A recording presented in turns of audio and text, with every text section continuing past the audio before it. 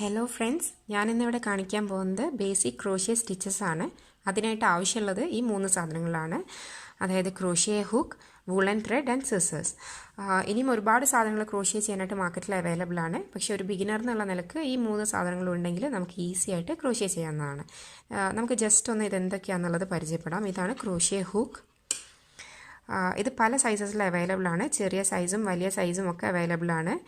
അപ്പം ഞാനിവിടെ യൂസ് ചെയ്തിരിക്കുന്നത് 4mm ക്രോഷ്യ ഹുക്കാണ്.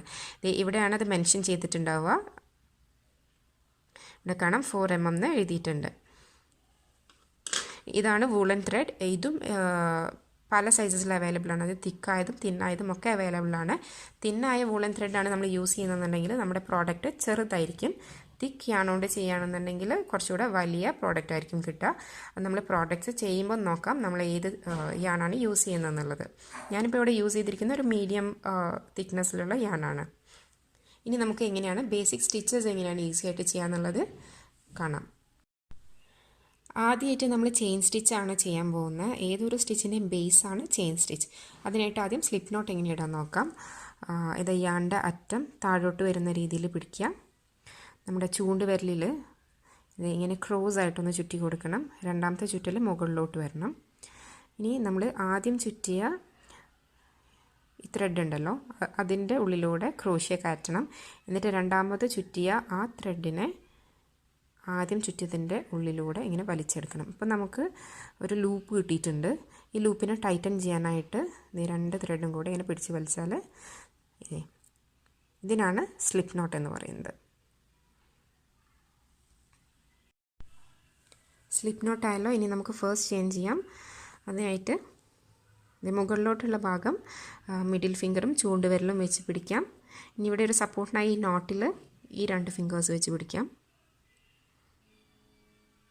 നമുക്ക് ഫസ്റ്റ് ചെയിൻ ഇടാം.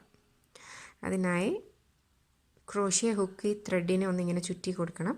എന്നിട്ട് ആ ത്രെഡിനെ പിടിച്ച് ഈ ലൂപ്പിനുള്ളിലൂടെ വലിക്കണം. സെയിം മെത്തേഡ് ചുറ്റ ചെയിനുള്ളിലൂടെ വലിക്കുക.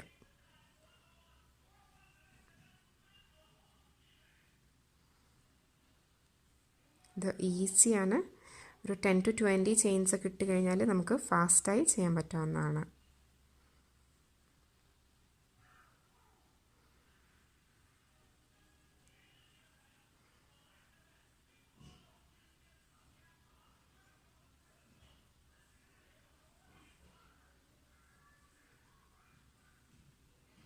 ഇതാണ് ചെയിൻ. ഈ ചെയിൻ സ്റ്റിച്ചിൻ്റെ ബാക്ക് സൈഡ് കാണിച്ചു തരാം. ഇങ്ങനെയാണ് ബാക്ക് സൈഡിൽ ഉണ്ടാവുക. നമുക്കൊരു നോട്ട് ഇട്ട് അവസാനിപ്പിക്കാം. ഇപ്പം നമ്മൾ നോട്ട് ഇടാതെ ഇതിങ്ങനെ വലിക്കുകയാണെങ്കിൽ ഇത് ഊരിപ്പോരും സ്റ്റിച്ചസൊക്കെ. നോട്ട് ഇടുകയാണെന്നുണ്ടെങ്കിൽ നമുക്ക് കട്ട് ചെയ്ത് കൊടുക്കാം. ചുമ്മാ ഇങ്ങനെ വലിച്ചു കഴിഞ്ഞാൽ അതവിടെ ടൈറ്റായിരിക്കും. ഇതാണ് ചെയിൻ സ്റ്റിച്ച്.